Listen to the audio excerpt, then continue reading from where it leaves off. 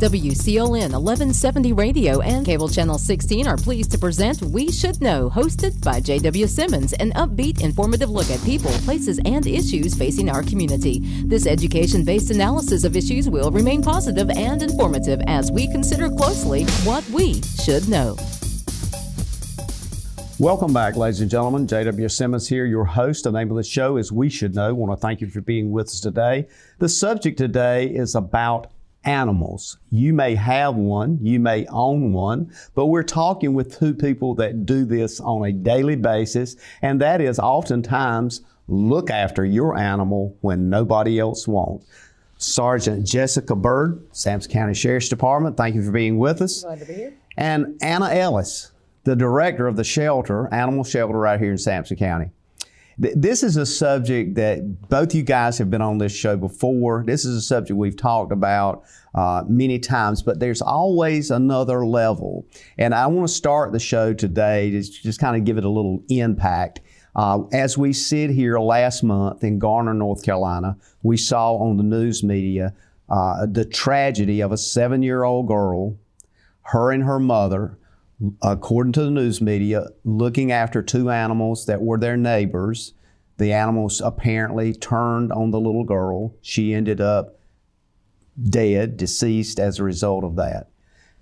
This is serious business. This is, when we look at it from the sense of dog is being man's best friend, as the analogy goes, but this is serious business. Sergeant Byrd, I want to start with you. You see this every day. You're a sworn law enforcement officer, power of arrest, you give citations, you talk to people every day. What does folks need to know about pets and animals in general? So, and especially if we're going to address the issues of the unexpected aggression, a couple things you can factor in and start out is when you get a new pet, especially a dog, regardless of the breed, try to socialize it at an early age. Mm-hmm. I know in the past we've discussed, if something were to ever happen to you and animal services had to come in and say you were hospitalized, no one to look after your animal, or in this scenario, you were going on vacation, ask somebody else to watch your animals. If that dog has never been socialized to anyone but you and your immediate family, you're kind of setting yourself up for something unforeseen to happen. And as tragic as that is, if maybe with a little bit of socialization, maybe prior to the vacation, everybody kind of coming in together, getting to know the animals. And Director Ellis has spoke about it before, maybe even instead of watching the animals on their own property where they might be even more territorial, bring them, get a temporary kennel set up and take them off that property. But those are factors you have to understand. An animal can be unpredictable. There might be signs that we see every day that to the owner herself is nothing. Minute, no, my dog would never do this, never do that. We can see it. We've been dealing with animals for a very long time. Right. So we see those little indicators of aggression or indicators of the animal being uncomfortable that person might not have observed. So socialization is a huge thing. If not just, hey, look, after work, if you don't mind, come over for about 30 minutes. I want you to be around my new dog. Mm-hmm. Let my dog get used to seeing somebody they've never seen before. Mm-hmm. And just incorporate that into the dog's training as it grows up. And when we think about an animal shelter, we think about a place where it's just stray dogs. But does people oftentimes bring animals to you that they just can't handle? Do you get that a lot? We have had that before. Some of them, they just say that they're, especially the older generation, if they are getting older in the years, they'll say, this dog is just too big for me, I can't handle it. And a lot of that comes from, like Jessica was saying, with the training and socialization, you've got to teach them that you are the alpha. You can't let them take advantage of you. And referring back to what Jessica said a while ago, I was talking with an adopter yesterday that said they had adopted a dog from us last week, and it's a pit bull, which is regardless of breed. But he made a comment to me that, well, the dog's kind of nipping has started nipping at my child, but not aggressive or anything. And I'm like, you need to nip that in the bud today. That is, you know, you've got to train them that there's some things, you know, a nip can turn into a attack. bite. And exactly. You know, animal dynamic is different. You know, anyone, especially any of the viewers that have two dogs together, they I'm sure can personally attest to what start out as play can in a second turn into they're intently, you know, they're fighting each other. And animals, like I say, they need to have boundaries. They need to have discipline. But if you don't immediately correct it, so say like this issue that adopter's having, and they let this go on for weeks, months, it's going to be much harder for them to curb that problem versus if they let the dog know immediately, okay, this is not an acceptable behavior. You're not going to be rewarded, you know, however you choose to discipline your dog, whether it be crate time, whatever. But as long as they establish that early on, that's going to save them a lot of heartache in the future. So especially the number one thing we have in a lot of a lot of surrenders, the dog is jumping on me. The dog is jumping on everybody. Well, and what happens is when they're puppies and they come up, it's cute then. Cute, and they think they're and playing. That dog grows up to almost 6 months old thinking it's okay, you know, when I see people, what I need to do to get attention and love is to jump on them. Well, then once that little guy turns into 50, 60 pounds, then it's, okay, well, I want my dog to stop jumping. But the dog has ingrained in itself, well, I know that when I was little, I'd get love, pets, all kinds of attention. So what's the difference now? So curb that behavior early on. It's just like raising a child, a kid, you know. If a kid, you know, you hear about at preschools, kids biting other kids. Well, you nip it in the bud. You know, you got to start it when they're early. Or if you don't, then they're just going to think when they get older, it's okay to do stuff like that. The physical, and it's just sort of an enculturing thing that happens. So we just hopefully we're just kind of coming out of this pandemic. For the past year plus, we've been in a pandemic. Have you seen an increase in people desiring pets at home, that want pets for nurturing purposes or what have you? It seems there's a trend nationally that everybody, if you don't have a dog, you're not really a good person. You know what I'm saying? In this county, we haven't seen that. We haven't seen, you know, an increase in adoptions, but I think a lot of that deals with the financial, you know, it's the financial responsibility. You have to, yes, I would want a dog at home with me during the pandemic, but then I've got to think about it long term. Financially, can I take care of it? And I think a lot of that is why we haven't seen an increase in adoption is just due to the finances. Do you have trouble now reaching out to find homes for your animals? Do you have to euthanize a lot of animals, Anna? Well, we've been taking advantage of a lot of good rescues that we work with. Rescue organizations that can come in and pull multiple dogs or cats, and they can actually vet the adopters a lot better than we can. You know, a lot of the rescue organizations do background checks, home checks, and that's just something that you just can't do. We can't do at the shelter. And so the euthanasia rate it has decreased over the years. We've got some awesome rescues that we work with, and if we ever have any that come in sick or injured, I can reach out, and it's usually that day or the next day the animal's out of the shelter. So I don't have to euthanize as much as I did unless it's aggression issues.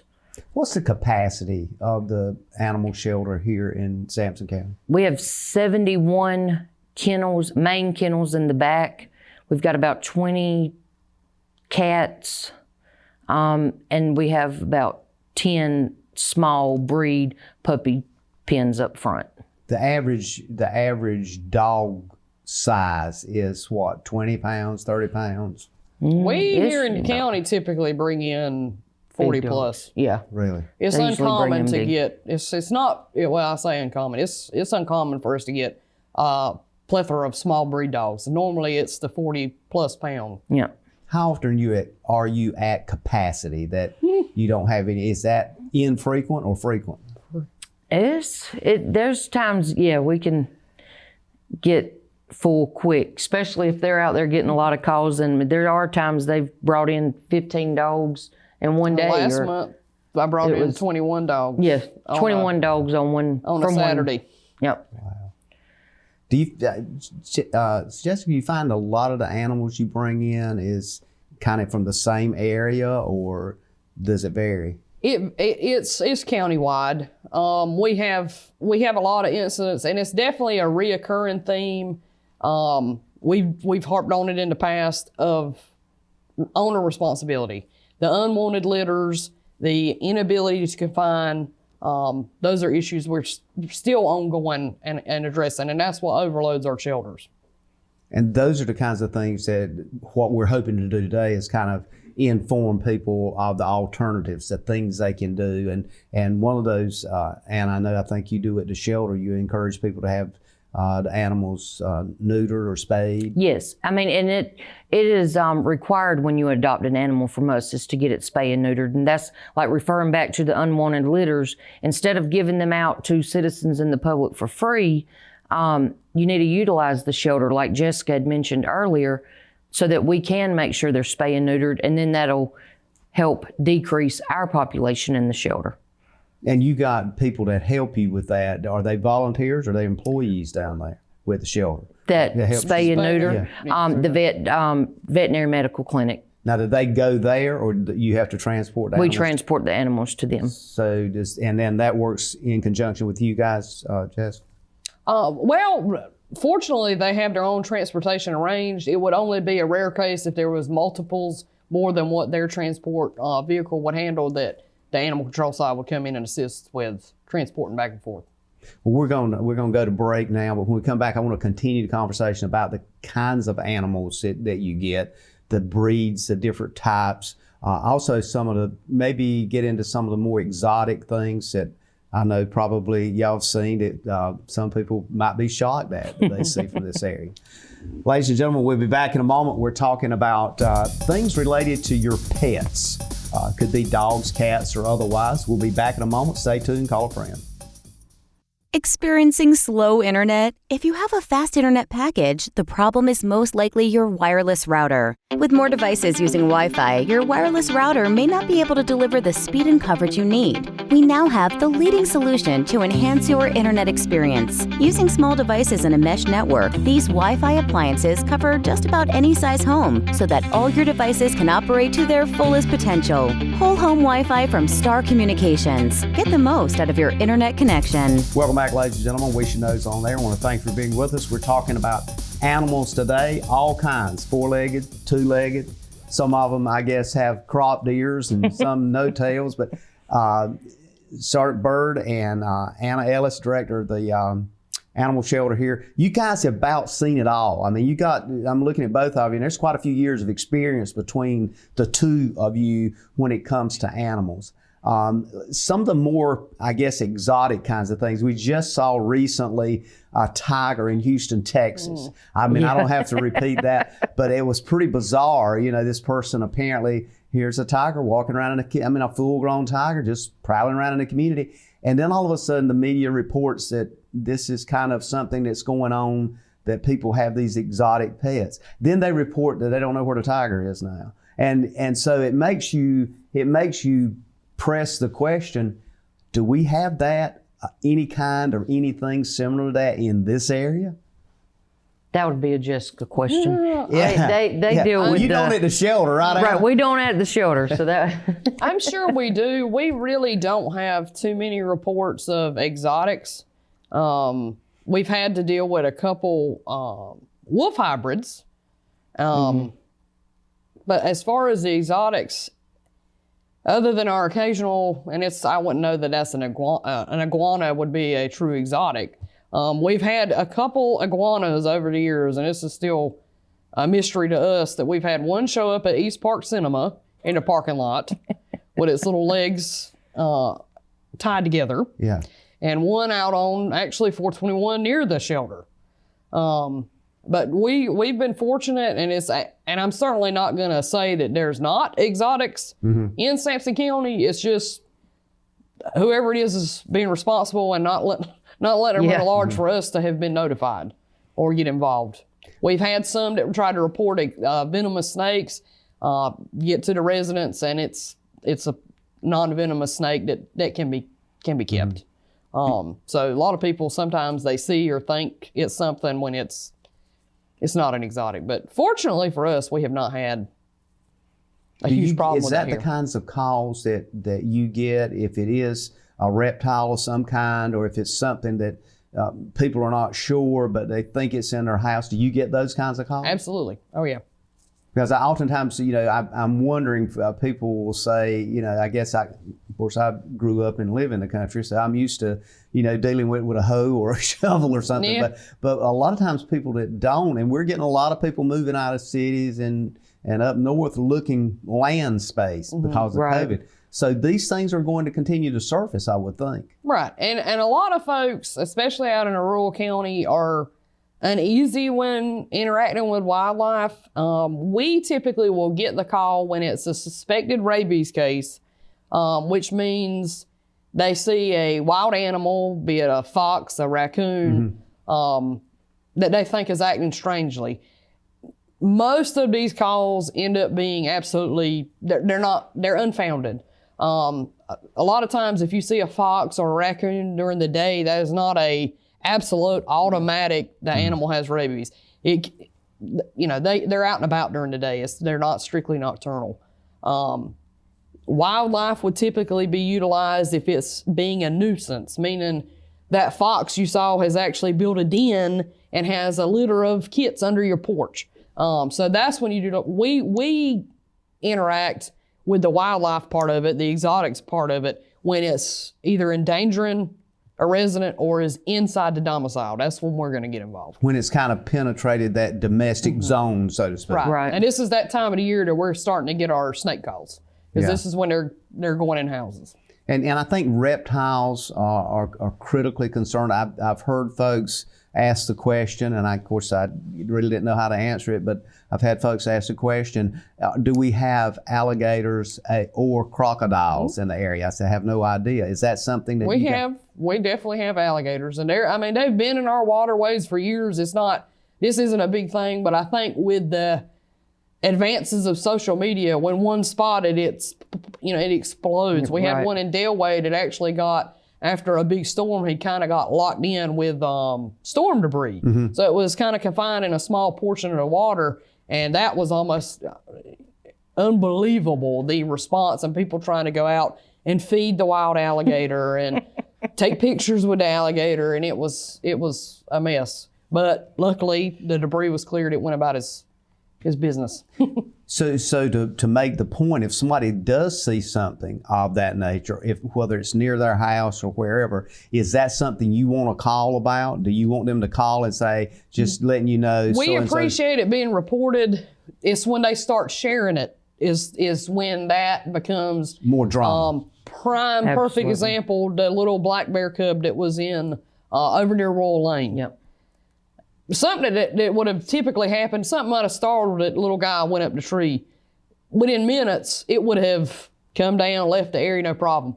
But when it hit social media, you had hordes coming to look at it, take pictures, and we were out there around the clock near about it, just trying to keep everybody backed up away, just so it could come down and get out of the area. But a lot of times what people think is a novelty and is neat and sends out as a harmless snap or post on their Facebook story turns into this huge catastrophe where so many people converge just to see a wild animal that really needs to be left alone and let it go about its Is the consensus of advice with those kinds of things where it is a wild animal to just stay away from it and let it go its way? Don't try to interfere. Right. Because there are laws against certain kinds of killing of certain kinds of animals, correct? Yeah, not only to kill them, but the captivity. If I had a dollar for every time I got a call of an orphan wood duck, I could have a nice steak dinner. But I'll tell you something about neat about a wood duck. Their nest is typically in a hollowed out tree. When those little guys hatch, mom doesn't hang around. They're on their own. So she goes to the water source, starts calling them. They then have to kind of vault themselves out of the nest and find mom via call. So a lot of people call in, I found this tiny little duck. Yes, I'll get them to send me a picture. It's a wood duck. Leave it alone. Yeah. If for more than, I'd say 6-7 hours, if it hasn't found mom, then that's okay. Then get us utilized. We can transfer it to some type of wildlife rehabilitator. But people are so rushed to help the orphan animal when and it's they think not they're doing orphaned. good, and they're not. And they're not. No. Do you get those kinds of things turned in at the animal shelter? Does any of that show up there? People go, I got this, I don't know what to do with it? No, not as far as like exotic stuff like that. Now we may have like a possum or something. Somebody The kittens brings, is what then the is kittens. overloaded. I found this litter of kittens, and they, it's They're crying. it's They want their vitally mama. important that they stay with their mother until they're at least Absolutely. at the age to wean to solid foods. We've had people bring them in as young as a day old, umbilical cord still Yep. attached, and we tell them to leave them alone. leave them alone. Leave yeah. them alone when they can be separated from the mom. Then, you just don't 'Cause just really go pick up a most- newborn and bring it. Most without the mom. mammals do not stay with their litters 24/7. Right.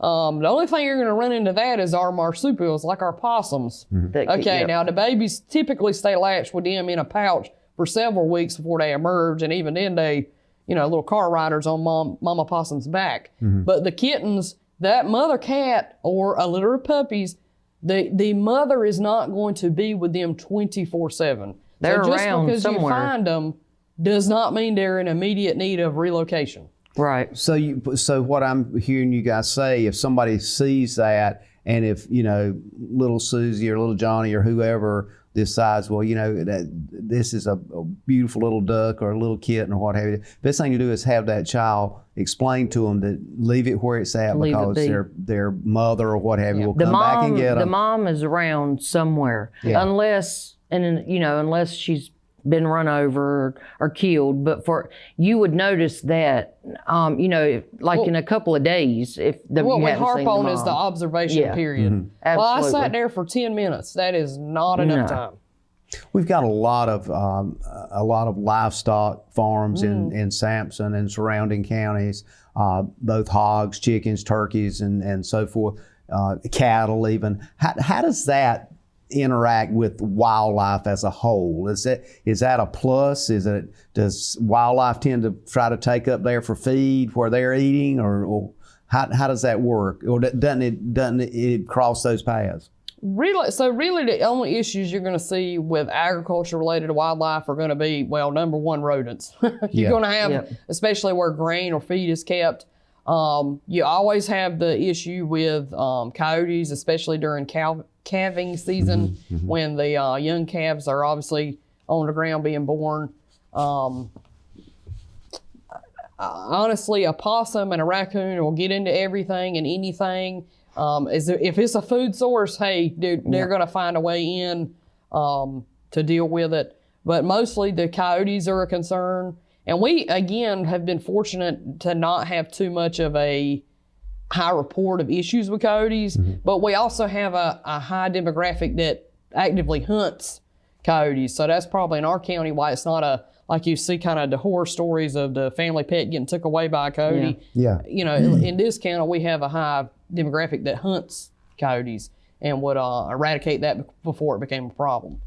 But not too much of a direct correlation, just some minor incidences. Right. And I think part of it is that to kind of understand those hunting laws and those kinds of things that help folks realize, well, if you're going to do that, there's a season for that. Or the idea that oftentimes folks will say, well, do you know somebody that will come out and take care of this pet for us? We're going to take a break, and when we come back, we're going to continue the discussion. I'd like to get into some of the needs of the animal shelter, some of the things, Anna, that I think both you and Jessica are aware of that could help you and then we'll kind of proceed from that. So All right. we'll be back. Ladies and gentlemen, we're talking about various kinds of animals, pets, things that you think might be a pet, but wouldn't be good for you to have as a pet. We're getting into the psychology of all that. We'll be back in a moment. At home or away, knowing who is at your door is priceless. Star Communications is here to help with its doorbell security camera by Skybell. Live viewing and two-way audio equips you with the ability to always see and greet anyone that shows up at your door. If this is the kind of confidence you are looking for, call Star Communications today at 1-800-706-6538 to learn more about this intelligent security that you can always depend on.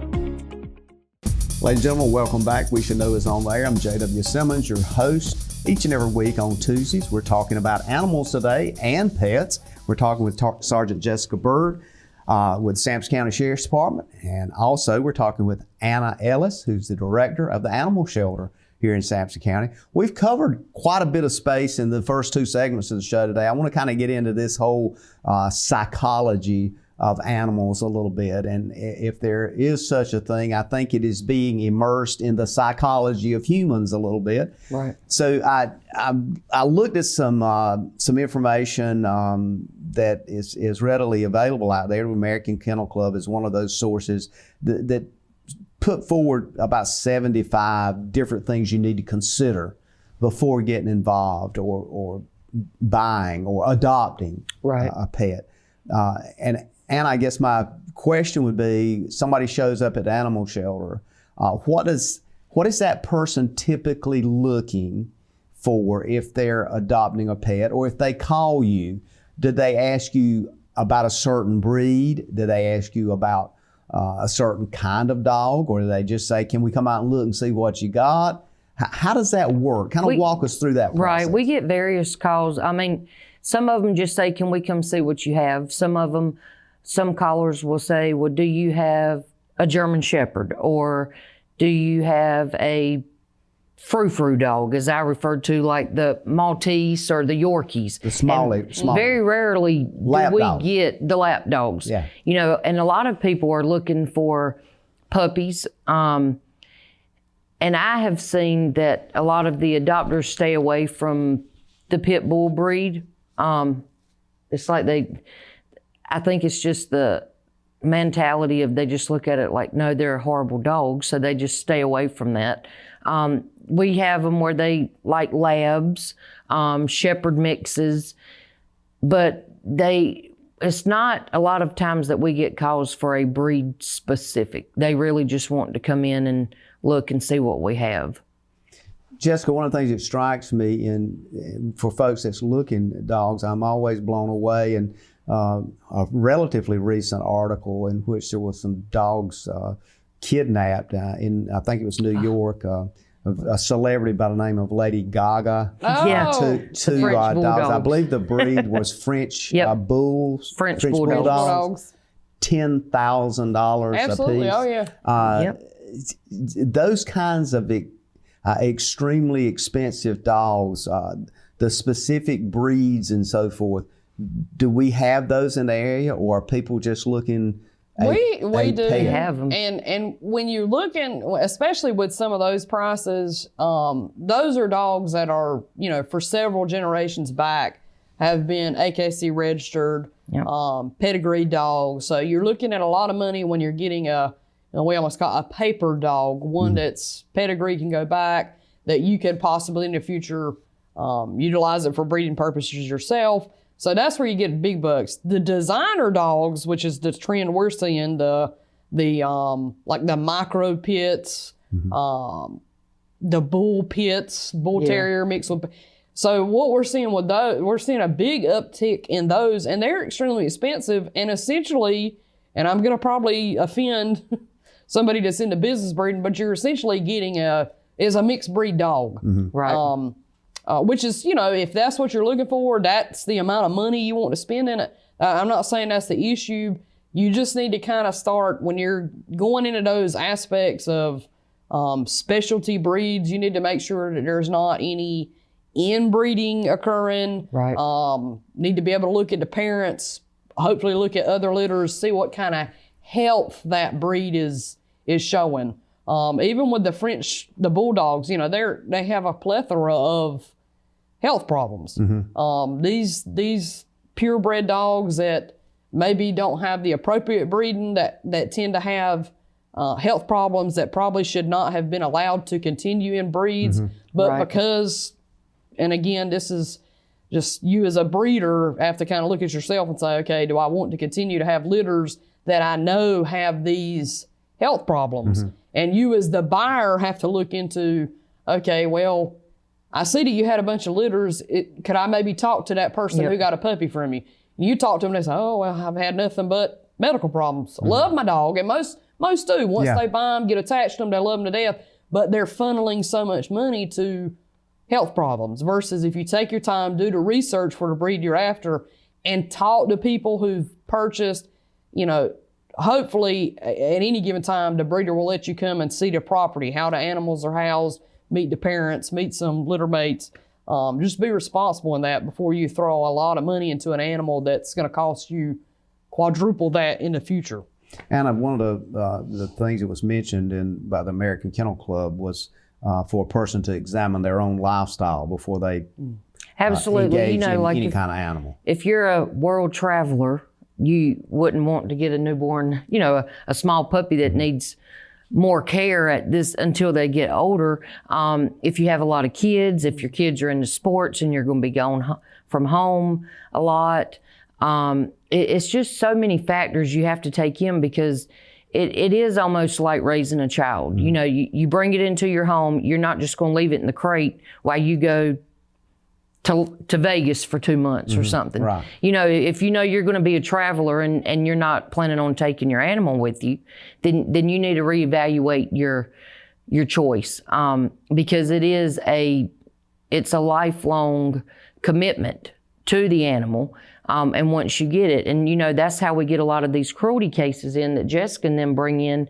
Well, I like the little puppy and it was so cute and playful, and then it got too big and I put it, it started chewing the furniture. I put it outside, tied it to a tree, forgot about it.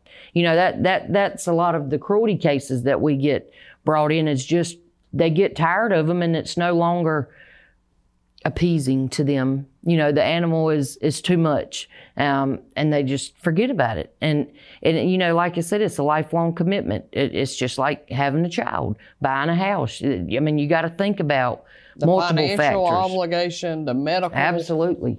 And the keeping housing. them up to date on rabies, the housing. You got to factor in the food, the vet checkups. It's just not something simple. I wake up and say, hey, I'm going to go buy a dog today.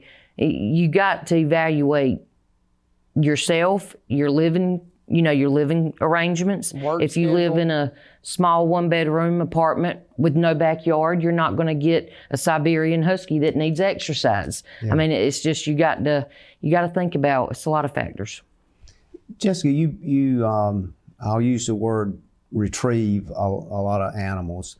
Typically, those animals that you have to retrieve and end up bringing them to Anna's shelter over here. What is the majority of the problem that you say that I got to put that dog in this truck? We got to move the dog. What typically is it malnutrition? Is it cruelty? Is it the dog is attacking people? What do you see it? I know you probably see it all, but is there one that's more predominant than the other? So whenever we would clarify that we have 2 different types of calls that result in a seizure. The stray, obviously, this dog is apparently not owned, is allowed to wander at large, is either causing a problem or the property owner simply does not want that. And a percentage of those are reclaimed. They're actually someone's pet that has got lost, wandered away. So when I get involved in a cruelty case or a welfare check on an animal, I have pretty much 2, which is the intentional neglect. That is the dog that has been chained out with a heavy chain, absolutely no shelter, minimal water. Embedded collar. Then I have the kind of, embedded collars are a terrible problem, and that's where they don't affix collar to the chain. It's the chain directly around the neck, and over time it embeds into the, But the second factor would be the some incidents we have. It's neglect, not intentional abuse. But that's really where I get most of my seizures from. That's where somebody, whether in passing, somebody who lives in a neighborhood, look, there's this dog that lives at this house. Over the past 2 months, I have seen the dog go from big, happy, healthy to just skin and bones. Interact with that owner, and they noticed that the weight loss was occurring, but they didn't have the financial means to have the animal treated by a vet. Mm-hmm. And so typically we're going to give that owner 2 avenues. And that is within 2 days' time, have it seen by a vet and get it treated, or surrender to the county.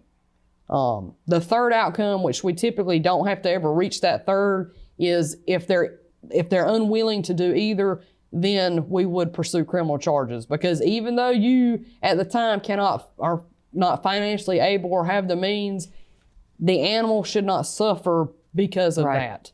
So it's kind of tit for tat, but I see more of the neglect that results in us having to seize or gets animals surrendered to the county than the intentional abuse. And I think one of the things that probably we need to impress upon is that's one of the reasons you're a sworn officer, that you can take legal action and you can enforce statutory laws. You don't have to call somebody else to do that. And I guess all of your folks that work with you as well. Yes, we've had to call them for irate, angry dog owners that come up there, and we're not sworn officers, so we get somebody come up there acting belligerent over why I want my dog back.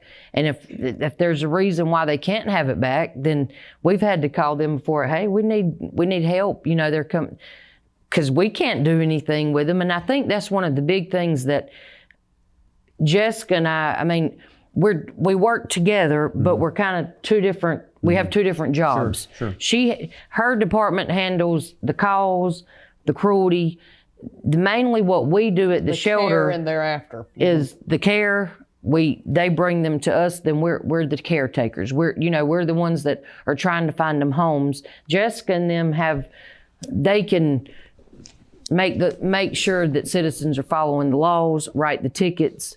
We just take care of the animals once they're in there. We're going to take a quick break. Ladies and gentlemen, stay tuned. We'll be back in a moment for the last segment.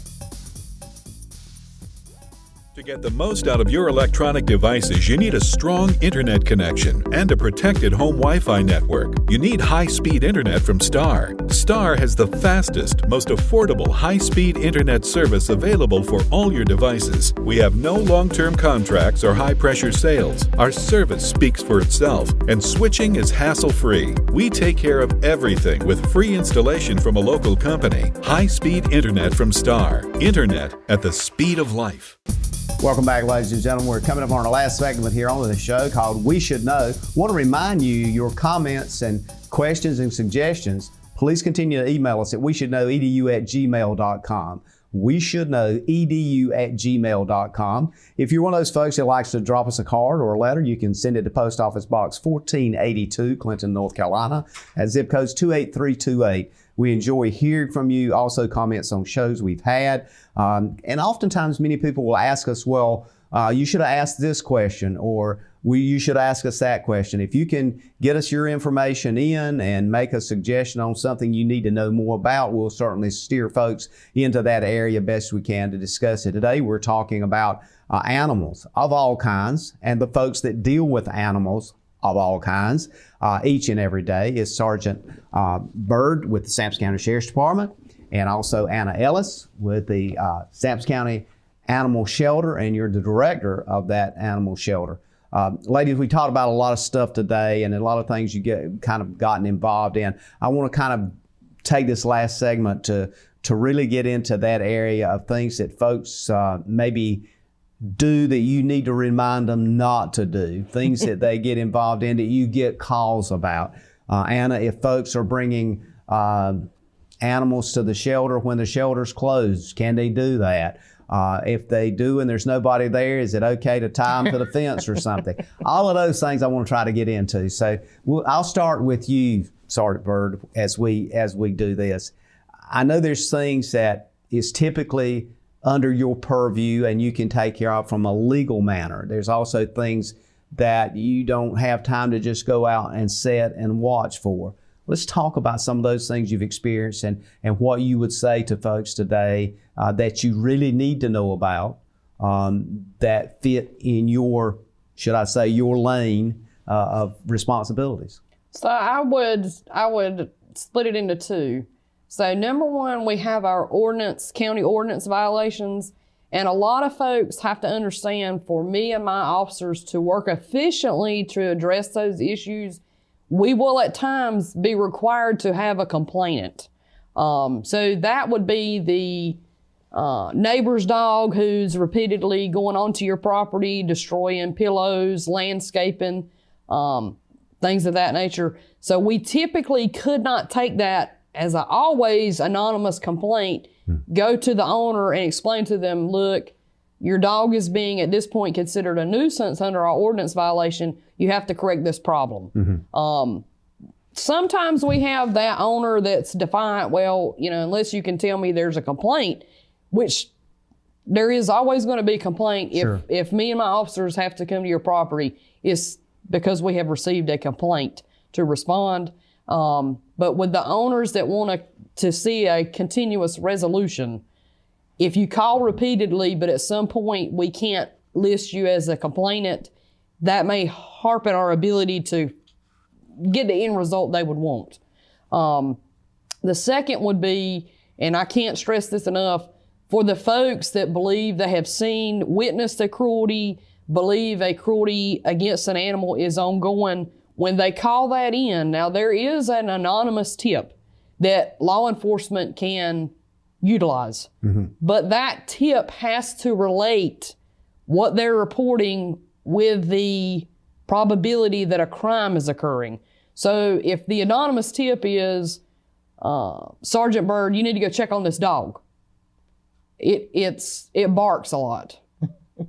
Well, that based on that tip alone, it is not going to allow me to enter on a property and do any type of really an initial to thorough investigation. That same tip, if you go to the third brick house on this road, there's normally I'll use my truck, a white animal control truck parked in the yard.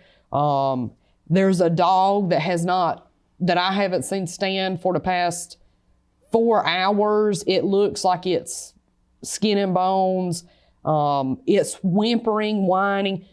All those that come together would allow me to go on an anonymous tip. We have very few citizens that are willing to actually say, yes, I would go to court with you. I would give you a signed, notarized affidavit to utilize to investigate that crime. We have very few. So our anonymous complaints need to be detail-oriented and have some type of correlation between what they're reporting to a cruelty case being, or ongoing cruelty having occurred or going on at the property before we can thoroughly investigate. It helps if a person's willing to get involved. Oh, 100%. Absolutely. And one of the things I wanted to kind of point out as well, and that we talked about a little bit off air, is that it doesn't necessarily just involve dogs or cats. It could be any kind of animal. Livestock. That's a harbinger of ill will, should I say. Absolutely. And we certainly have citizens that, and we'll run into this, especially with our geriatric aged animals, whether it be a dog, a cat, cattle, horses. Some animals age gracefully, and some are, like something from a Tim Burton film. It does not automatically seem, or it cannot automatically be assumed that owner is being neglectful or intentionally cruel to that animal. It could be that simply over time, the animal has lost muscling. Some of our older dogs we've seen are arthritic, blind, and it looks pitiful, but that's the most loved animal you've ever met. Natural disease. But driving by on initial look and see, oh my, look at this animal, it looks terrible. Especially with our livestock. We run into that a lot with the senior or geriatric aged horses and cattle. we get calls nonstop. The animal's, emaciated. It's skin and bones. And that can occur with livestock. The older they get, they lose that ability to retain muscling. So they still have fatty tissue, but typically when you don't have any muscling behind it, it kind of does look like skin hanging on bones because there's no, muscle barrier. And we investigate all complaints of emaciated animals. But a good thing for citizens to understand is if they call us and file an anonymous complaint and it's say 3 months later, animal's still there, it's not always that we have not investigated it fully. It's one of two things. Either the information you gave us didn't allow us to even address it, or two, we have investigated it and have found that through no fault of the owner, the animal is just a senior or geriatric and their condition will not improve. So it's at that point, let the animal live out their life. Right. So I want to segue that to you, Anna. It's one of the descriptions that Jessica was just using was, these animals that aged or what have you, and folks just couldn't deal with them. Talk to us about the kind of animals you see shows up at the shelter and when they show up at the shelter and what condition they're in when they show up at the shelter. A lot of the time, a lot of what we get are strays. Now we do have some that come in and just say, I can no longer take care of, of the animal. We've seen severely malnourished. Typically, older dogs are the ones that are brought and given to us to find homes for because they just don't want them to live out their long life with them in health, the health issues and so forth. We see a lot of puppies dropped off. Kittens, we see a lot of kittens, and that reverts back to spay and neutering. If you spay and neuter your animals, you wouldn't have the unwanted litters. And there was one thing I wanted to point out, a big misconception. I think the shelter, we do get some complaints as to why we don't take animals before 1 o'clock. That in the morning times is for cleaning. We have to clean the animals and the kennels. And when you've got back there water hoses and disinfectant, it's just not safe for the public, to come in at that particular time. So we like to get the shelter cleaned and ready for the public, which is why we open at 1 o'clock and accept drop-offs from 1 to 5, Monday through Thursday. If somebody calls you and they're looking a certain kind of animal, they want a puppy, a young puppy, and they want something that's a lab mix or what have you, do you get that kind of call? And is it okay for somebody to call and ask Absolutely. What we do is we have a notebook where we write down who is requesting certain breeds, and if we get some in, we'll call them back and let them know that they're there. It is perfectly fine to call and ask what we have, or is there a certain breed, or honestly just stop by anytime after 1 o'clock and we'd be glad to walk you through. Sergeant Byrd, I hear this in your conversation today over and over again, be a responsible pet Absolutely. owner. And it helps not only you and the pet, your neighbors, the community as whole. Is that kind of where, if we had to say, is a theme of this conversation? Absolutely. And that's one of the main issues throughout the years, that even with a stricter county ordinance, stricter civil penalties for violations, and obviously we have never stopped the criminal charges, but still that's not abated the owner that's simply not confining their animal in heat or not getting their animal spayed or neutered. And it overwhelms the system. So you have animals that need time to be rescued, adopted, and those unwanteds are taking up vital time and space. Absolutely. And of course, people will get up with you. They can end up calling if they need to, 911, I guess, if it's an emergency. 910-592-1151. All right, and the animal shelter? 910-592-8493. And we actually have a option where if you press 1 when you call, you're automatically directed to them, because 90% of our calls are, we need an animal picked up. So we've got a recording where if you hit 1, it takes you directly to I animal want to thank control. both of you for being with us today. It's been very informative. It's kind of one of those shows it looks like we need to do quite often, and to keep people informed and help them understand. Ladies and gentlemen, I want to thank you for being with us today. And as we close today, we want to remind you to keep sending us those emails and letting us know what you think about shows we've had. We always look forward to that as well. And as we close, we always say to you and continue to say, may God bless.